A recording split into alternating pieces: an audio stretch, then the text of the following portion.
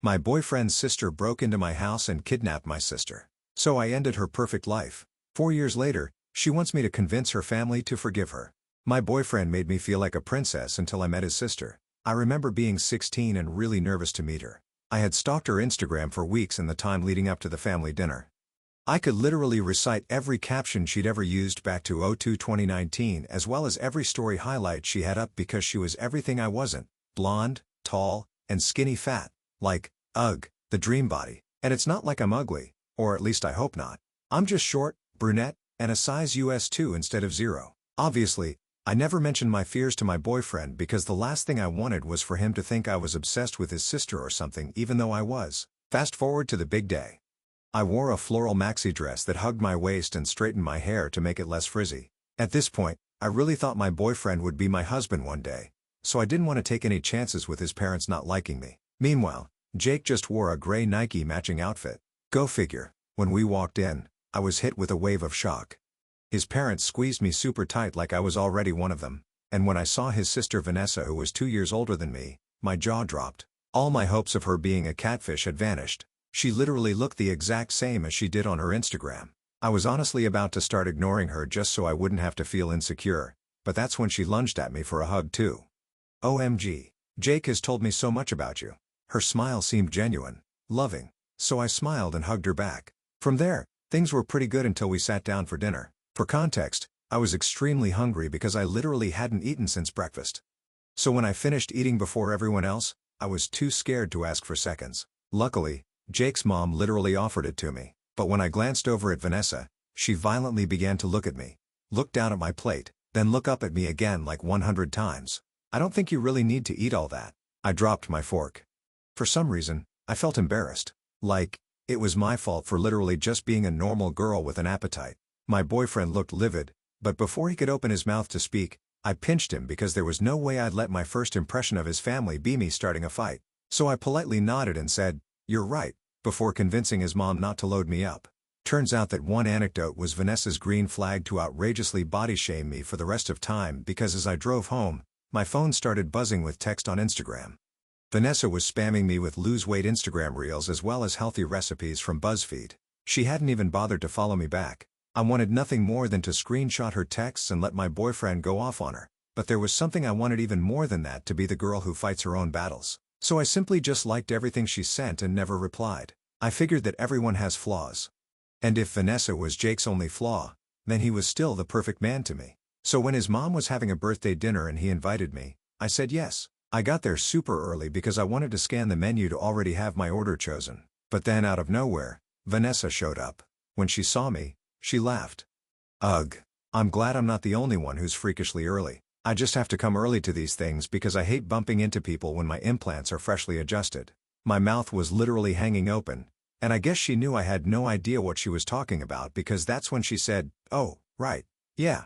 I'm usually pretty open about it. I just don't want my family to know." "You can keep a secret, can't you?" I nodded politely. Suddenly, every ounce of insecurity was vacuumed out of my body because not only does she have chest implants, but also a tummy tuck, liposuction, a nose deviation, and hair extensions, and I really was going to keep her secret.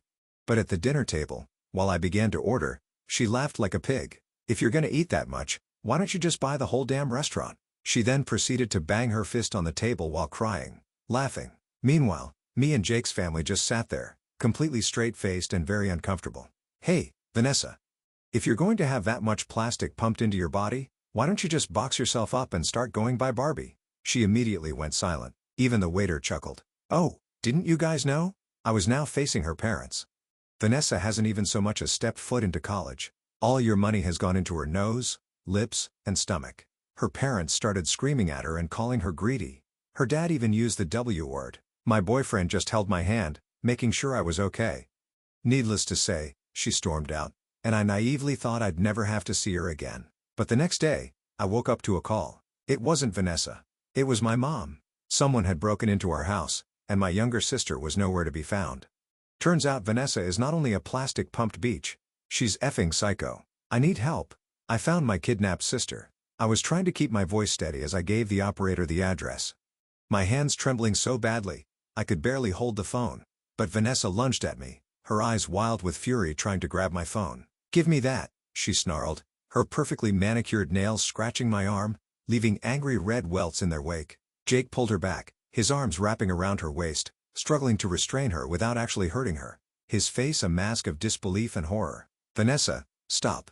This has gone way too far." His voice cracked with emotion. "The police are on their way," I told her, backing away, the hardwood floor cold beneath my bare feet. "It's over." Something changed in Vanessa's eyes then, a cold calculation replacing the hot anger like a switch had been flipped. She suddenly stopped struggling against Jake and laughed, the sound sending chills down my spine. "Fine. Call the cops, but think about what happens next." Her voice dropped to a menacing whisper, her breath hot against my face. "Your sister will tell them I was nice to her, that we were having fun. It'll be your word against mine. And guess what? I'm really good at crying on command." My stomach twisted into knots, the bitter taste of fear rising in my throat. She wasn't wrong. Lily was only 8. She probably had no idea she'd been kidnapped, too young to understand the manipulation. And Vanessa was exactly the type who could turn on the waterworks and play victim. Her pretty face the perfect mask for her twisted mind. "And Jake," she continued, turning to her brother with a sickeningly sweet smile, her voice dripping with honey, "are you really going to testify against your own sister? Mom and Dad will never forgive you." I could see the conflict on Jake's face, the war between loyalty to family and doing what's right. He loved me, but this was his family, his blood. I couldn't ask him to choose. The weight of that decision too heavy to place on his shoulders. Before either of us could respond, the front door opened with a creak, and Lily poked her head out, her brown hair tangled from sleep, clutching her stuffed rabbit with its worn ears and missing eye. "I heard yelling," she said, her small voice trembling, eyes widening when she saw me. "Sis, you came too?" "Vanessa said we were having a special girls' night, but then she got really mad when I wanted to call Mommy." My heart leaped with hope. Lily wasn't completely fooled. She knew something was wrong. Vanessa's smile faltered for just a second before she recovered. "See, everything's fine. Now hang up that phone before you ruin everyone's lives." Her voice had an edge like a knife. I looked at Lily's frightened face, then at Jake's tortured expression, and made a split-second decision. "Officer, please hurry. The situation is escalating." I whispered into the phone before Vanessa could stop me. I hung up, feeling Vanessa's glare burning into me. "You'll regret that," she hissed, her perfect facade cracking to reveal the monster beneath. The next hour was excruciating, the tension in the room thick enough to choke on. Vanessa sent Lily to watch TV in another room while the three of us sat at the kitchen table, the ticking of the wall clock counting down the seconds. Jake looked like he was going to be sick. His face pale, hands clenched into fists on his lap. "Here's how this is going to work," Vanessa said, her voice eerily calm like we were discussing dinner plans instead of a kidnapping. "You're going to post a public apology on Instagram. You'll say you made up everything about my surgeries because you were jealous. You'll say how sorry you are for lying and how you're working on your issues." She examined her manicure as she spoke as if bored by the whole situation. "That's insane," I said, my voice shaking with anger. "You kidnapped my sister." "Borrowed," Vanessa corrected with a smirk that made my blood boil, "and I'll take her home tomorrow, safe and sound. Unless you'd prefer I call the police and tell them you've been harassing me. I have plenty of fake messages I could show them." She pulled out her phone, showing me screenshots of conversations that never happened, my supposed threats to her looking convincingly real. Jake finally spoke up, his voice hoarse with emotion. "Vanessa, this isn't you. What happened to my sister? The sister he'd grown up with, protected, loved." She rolled her eyes, the gesture so dismissive it made my heart ache for him. "Oh, please, I'm the same as I've always been. You just never noticed because you were too busy being Mom and Dad's perfect child." Her voice dripped with years of resentment. I could see this was about way more than me. This was years of jealousy and bitterness bubbling to the surface, poisoning everything it touched. "Fine," I said, my mind racing, trying to buy time until the police arrived. "I'll post the apology, but I want to take Lily home tonight." Vanessa shook her head, blonde hair swinging. "Tomorrow, after I see the post and make sure it's convincing enough." She smiled, revealing teeth that suddenly looked sharp in the kitchen's harsh light. I felt trapped, cornered like an animal, but I had to play along for now. "Can I at least talk to her? Make sure she's okay?" My voice cracked with worry. Vanessa shrugged, the movement casual as if we were discussing something trivial. "Sure, just don't say anything stupid." The threat hung in the air between us. I found Lily in the bedroom, sitting cross-legged on the bed, watching cartoons on a tablet, the colorful images reflected in her wide eyes. When she saw me, she jumped up for a hug, her small arms wrapping around my neck. I was scared. Vanessa said we were playing a game, but then she got really mad when I asked to call Mommy. She said you'd be mad at me if I didn't come with her. Her voice dropped to a whisper. She made me climb out the window and I got a scrape. She showed me her elbow, the small cut surrounded by a bruise. My blood boiled at the thought of Vanessa coaxing my little sister out a window in the middle of the night, manipulating her with lies, but I kept my voice steady, not wanting to frighten her more. You didn't do anything wrong, Lil. I'm not mad at you at all. I stroked her hair, feeling her relax against me. What else happened? She made me promise not to tell about the window part. She said it was our secret adventure. Lily's voice trembled, but then she got really scary when someone called her. She put me in the closet and said I had to be quiet or else bad people would find us. I bit my tongue to keep from screaming in rage. You're safe now. I'm here, and we're going home soon. I kissed her forehead, breathing in the familiar scent of her strawberry shampoo. I have to go do something, but I'll be right back, okay? Lily nodded, already distracted by the cartoon again, though I noticed how she kept glancing nervously at the door. I went back to the kitchen where Jake and Vanessa were having a heated whispered argument, their faces inches apart. Can't believe you'd stoop this low, Jake was saying, his voice thick with disappointment. Oh, grow up, Vanessa snapped, tossing her hair over her shoulder. She had it coming. I cleared my throat, both of them turning to look at me. Lily's fine. I'm ready to make the post. My voice was flat, emotionless. Vanessa's smile returned, triumph gleaming in her eyes. Excellent. Let me see it before you post. I took out my phone and started typing, my fingers shaking with rage. I crafted the most convincing apology I could, saying I'd made up lies about Vanessa because I was insecure, that I was working on my issues, and that I was deeply sorry for hurting her family. Each word felt like swallowing glass. Vanessa read it over my shoulder, occasionally suggesting edits to make me sound even more pathetic, her breath hot on my neck. When she was satisfied, she nodded. Post it and make sure it stays up. I hit share, feeling sick to my stomach, the betrayal of my own dignity, a bitter med to swallow. Within minutes, comments started rolling in. People from school expressing surprise, offering support, some questioning what had happened. It was humiliating. Each notification a fresh wound. There, I said, putting my phone down with more force than necessary. Happy now? Getting there, Vanessa said, examining her nails again. Now, Jake, take your little girlfriend home. I'll bring the kid back tomorrow after I've had time to make sure this all blows over properly. Jake started to protest, but I squeezed his hand under the table. It's okay. Let's go. My eyes tried to communicate what I couldn't say aloud, that I had a plan. As we walked to the door, I called out, "Bye, Lily. See you tomorrow." Trying to keep my voice light. "Bye." She called back, her voice small and uncertain. Once we were in Jake's car, I finally let the tears come, hot and angry down my cheeks. I can't believe this is happening. Jake looked devastated, his hands gripping the steering wheel so tight his knuckles turned white. I'm so sorry. I had no idea she could do something like this. His voice broke on the last word. We need a plan, I said, wiping my eyes with the back of my hand. I'm not leaving my sister with her overnight. Jake nodded, determination replacing the shock in his eyes. I know, but if we call the police now, they might not believe us. I finished his thought, and Lily would be confused and scared. We sat in silence for a moment. The only sound our ragged breathing. Then I had an idea. Hope flickering to life. Wait. I took a photo through the window before I called 911. It shows Lily in the house, and I have the text from those unknown numbers that I'm pretty sure were from Vanessa. Jake's eyes widened, a matching spark of hope igniting, and I recorded part of our conversation with Vanessa on my phone. I started recording when she was talking about blackmailing you. I could have kissed him right then, relief washing over me in waves. That's evidence, real evidence, the weight on my chest lightening slightly. But is it enough? Jake wondered, running a hand through his hair.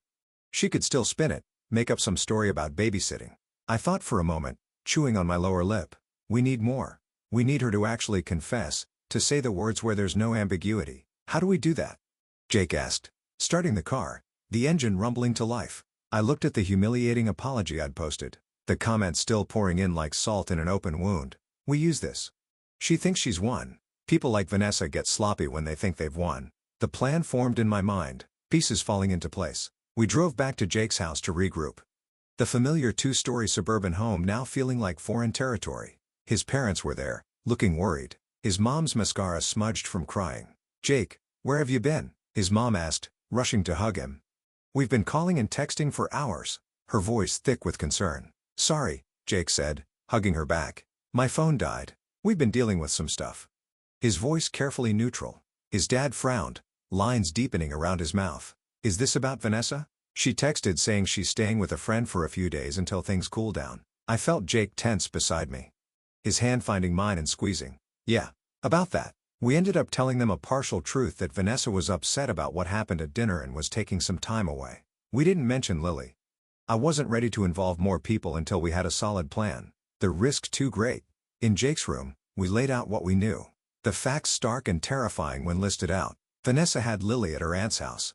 Aunt Mia, who was conveniently out of town for the weekend. She expected me to keep quiet about the kidnapping in exchange for Lily's safe return tomorrow. She thought her blackmail had worked, that she'd won this twisted game. We need to get her to admit what she did, I said, pacing the length of Jake's room, the carpet soft under my bare feet on record. Jake nodded, sitting on the edge of his bed, determination hardening his features. And we need to get Lily out of there tonight. We came up with a plan. It wasn't perfect, but it was the best we could do with the time and resources we had. First, I posted another Instagram story. A tearful selfie with the caption, "Sometimes the hardest thing is admitting when you're wrong. Grateful for second chances." I knew Vanessa would eat it up, her ego unable to resist the validation. Then Jake called her, his phone on speaker between us, the dial tone seeming to stretch for eternity. "Hey," he said when she answered, his voice carefully casual. "Just checking in." "Everything's fine," Vanessa said, sounding smug, the satisfaction dripping from every syllable. "Your girlfriend's post is getting lots of sympathy. People are so gullible." Her laugh made my skin crawl. "Yeah, about that." Jake hesitated following our script. "I think I need to break up with her." My heart skipped even though we'd planned this. The words still stinging despite knowing they weren't real. "Really?" Vanessa sounded delighted, practically purring with pleasure. "Yeah, after what she did to our family, and now finding out she lied about everything, I can't be with someone like that." Jake's acting was convincing, his voice heavy with fake disappointment.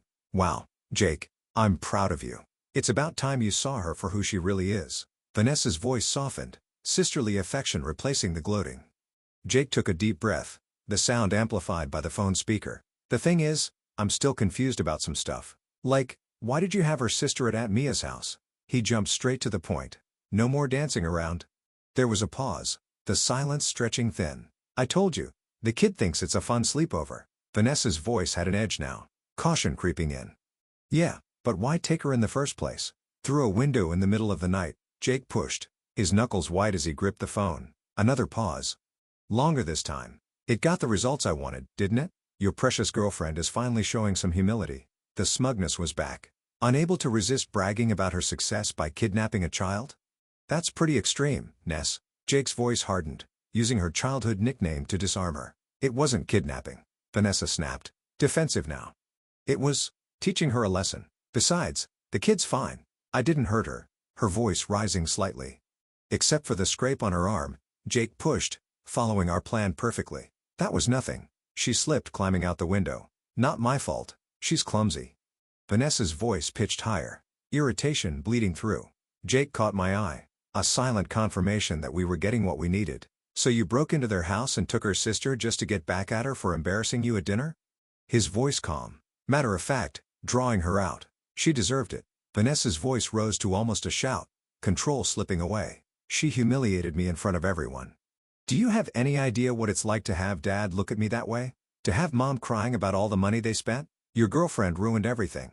Her words tumbling out in a rush of anger. "By telling the truth?" Jake's question was simple but devastating. That wasn't her truth to tell. Vanessa was practically shouting now, composure completely gone. "So yes, I took her stupid sister, and I'd do it again. She needed to learn that no one messes with me." The confession hung in the air between us, damning and complete. Jake's hand was shaking, but his voice remained steady. "I recorded this whole conversation, Vanessa. It's over." There was a moment of stunned silence, then Vanessa laughed. The sound brittle and forced. "You're bluffing. Check your texts." I sent her the audio clip Jake had just recorded, our hearts pounding in unison as we waited.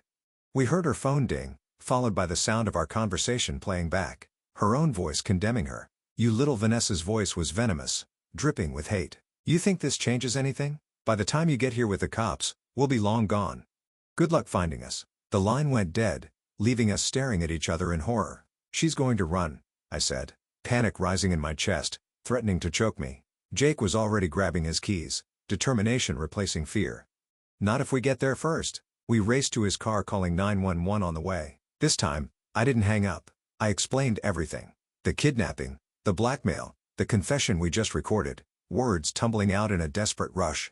The operator assured us officers were being dispatched to the address, her calm voice a lifeline in the storm. "Please hurry," I begged, my voice cracking. "She's threatening to take my sister somewhere else." The 15-minute drive to Aunt Mia's house felt like hours, each second stretching into eternity. When we finally pulled onto the street, my heart sank to my stomach. Vanessa's car was still in the driveway, but all the lights in the house were off. The windows dark and empty. "We're too late," I whispered, this air threatening to overwhelm me. But as we got closer, I noticed something. The front door was slightly ajar, a sliver of darkness between door and frame. Jake parked and we approached cautiously, the gravel crunching under our feet sounding impossibly loud in the quiet neighborhood. "Lily?" I called, my voice shaking barely above a whisper. "Are you here?" A small sound came from somewhere in the back of the house, like a muffled cry. Faint, but unmistakable. We followed it to a closet in the hallway. The door closed but not latched. When Jake pulled the door open, Lily tumbled out, her hands tied with a silky scarf and a piece of tape across her mouth, her eyes wide with fear and relief. I dropped to my knees, quickly removing the tape as gently as possible and untying her hands, the scarf falling to the floor. "Lily, are you okay? Did she hurt you?" My hands frantically checking her for injuries, heart pounding so hard I could hear it. Lily threw her arms around me, sobbing against my shoulder, her whole body trembling. I was so scared. She got really mad after the phone call and said we had to leave, but I didn't want to go. I started crying and she got even madder and put me in here. Her words muffled against my shirt, wet with tears. "Where is she now?" Jake asked gently, kneeling beside us, his hand on Lily's back. Lily pointed toward the back door, hiccuping through her tears. "She went to get her car from the garage. She said she was coming right back for me, but I was being too noisy, so she had to make me quiet first." The casual cruelty of it made me want to scream. Jake and I exchanged looks of horror. "We need to get out of here," I said, picking up Lily, her arms wrapping around my neck, legs around my waist like when she was smaller. But as we turned toward the front door, headlights swept across the windows, the beams cutting through the darkness. A car was pulling into the driveway, the engine's rumble growing louder. "She's back," Jake whispered, tension radiating from him. He ducked into the living room trying to stay out of sight, Lily's face buried against my neck, her breathing quick and frightened. I could hear car doors slamming, then multiple sets of footsteps on the porch, the sound of radios crackling. "Police? Anyone inside?" A deep voice called out, the most beautiful sound I'd ever heard. Relief flooded through me, my knees nearly buckling. Jake called out, "In here. We have the missing girl," his voice cracking with emotion. Everything happened quickly after that. A blur of activity and noise. Officers secured the house while paramedics checked Lily for injuries, their gentle hands and kind voices calming her. She was scared but otherwise unharmed, just a few bruises and the scrape on her elbow. I held her hand the whole time, promising I wouldn't leave her again. Each squeeze of her small fingers a reminder of how close we'd come to losing her. Detective Chen, a woman with sharp eyes and a no-nonsense attitude, took our statements and the evidence we gathered, the recorded confession, the threatening texts, the photo of Lily in the house. She listened without interruption, taking detailed notes, the scratch of her pen against paper oddly comforting in the chaos. "This is solid evidence," she assured us, her confidence steadying my frayed nerves. "We'll find her." But as the night wore on, there was no sign of Vanessa. She seemed to have vanished into thin air, leaving behind only the chaos she'd created. The police put out an APB on her car and assured us they were doing everything possible to locate her, but the not knowing gnawed at me, a constant fear that she might return. Jake's parents arrived, looking shell-shocked, his mom's eyes red and swollen from crying. When they heard the full story, his mom broke down again, sobbing into her hands. "I had no idea," she kept saying, her voice hollow with disbelief. How could she do something like this? The question none of us could answer. We all went back to my house where Mom was waiting with hot chocolate and blankets, her face lined with worry and relief. Lily fell asleep on the couch, exhausted from her ordeal, one hand still clutching her stuffed rabbit. I couldn't stop checking on her every few minutes just to make sure she was really there, really safe, her chest rising and falling with each peaceful breath. Detective Chen called with an update around midnight, her voice tired but professional. They'd found Vanessa's car abandoned at a bus station, but no sign of her. They were checking security footage and passenger manifests, casting a wide net. "We'll find her," the detective promised, conviction in her voice. "In the meantime, we'll have a patrol car outside your house tonight." I thanked her and hung up, feeling numb, the adrenaline crash leaving me empty and exhausted. Jake put his arm around me, his warmth the only thing keeping me grounded. "I'm so sorry," he whispered, his voice raw with emotion. This is all my fault. I shook my head, leaning into him. No. It's not. You couldn't have known what she would do. The truth was none of us could have predicted this level of obsession and revenge. The next morning, I woke up on the couch next to Lily, her small body curled against mine. Jake asleep in the armchair nearby, his face peaceful for the first time in what felt like forever. For a moment, everything felt normal until I remembered. Reality crashing back like a wave. I checked my phone and found dozens of notifications. Someone had leaked the whole story online about Vanessa kidnapping Lily, about the blackmail, everything. People were sharing it everywhere, expressing shock and support, the story spreading like wildfire, and then I saw it. A direct message from an account I didn't recognize. The words making my blood run cold. This isn't over. You think you've won? I'm just getting started. Watch your back. I showed it to Jake when he woke up, his face darkening with anger and fear. We need to tell Detective Chen, he said, already reaching for his phone. Before I could respond, my phone rang, the screen showing an unknown number. I answered cautiously, bracing myself for Vanessa's voice. Is this the girl who posted that fake apology?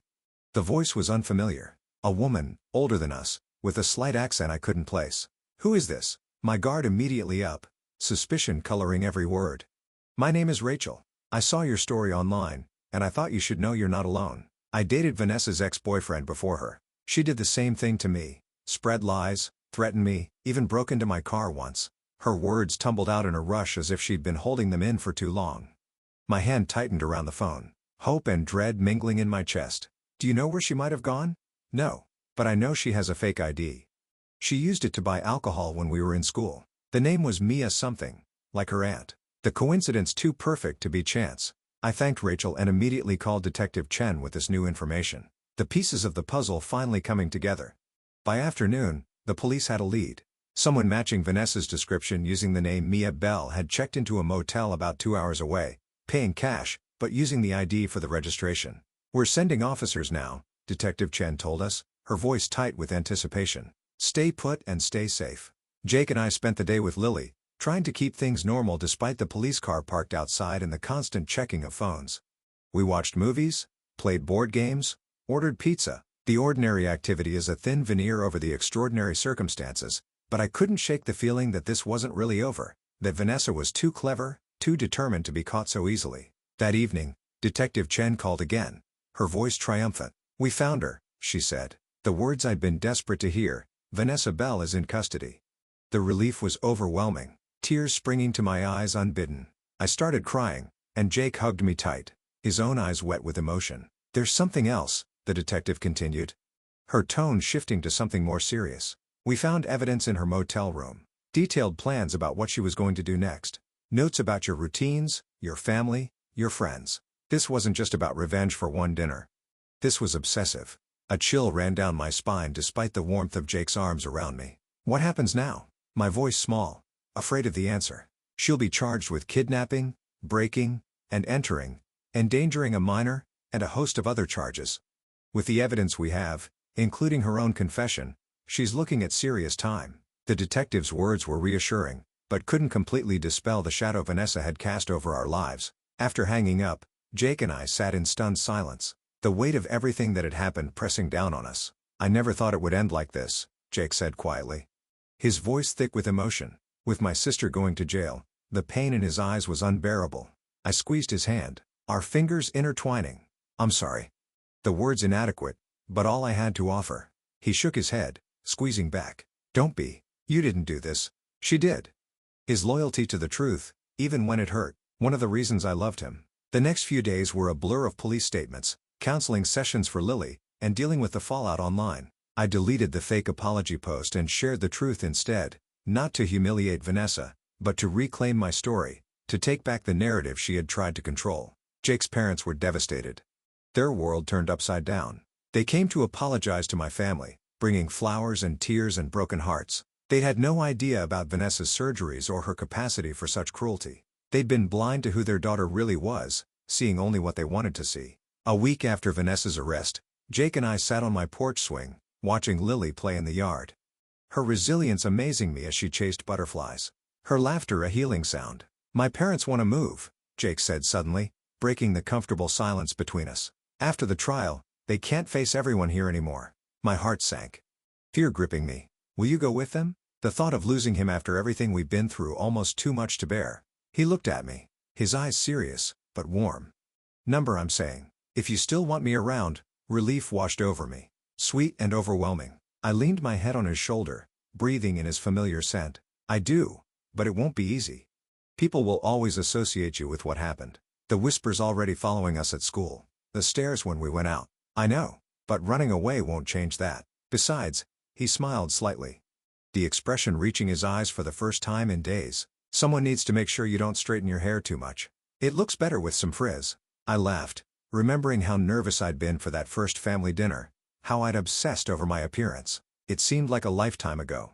That insecure girl who stalked Instagram profiles and worried about being a size 2 instead of 0. Do you think she'll ever change? I asked quietly, the question that had been haunting me. Vanessa.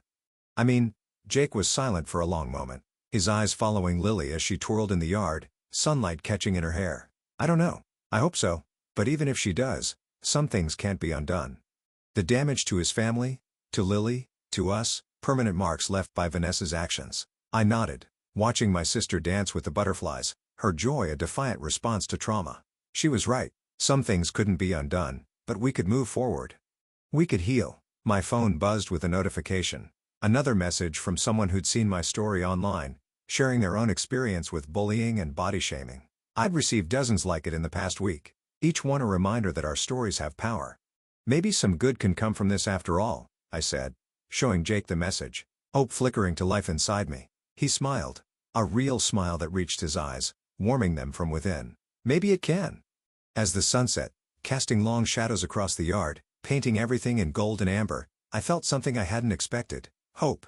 Not just that Vanessa would face justice or that Lily would recover from her trauma, but that all of us, Jake, his parents, me, might eventually find a way to move past this darkness to rebuild something stronger from the broken pieces. It wouldn't be easy. There would be a trial, media attention, whispers, and stares. But sitting there with Jake, watching my sister play, I knew we'd get through it together. And maybe, just maybe, that was enough.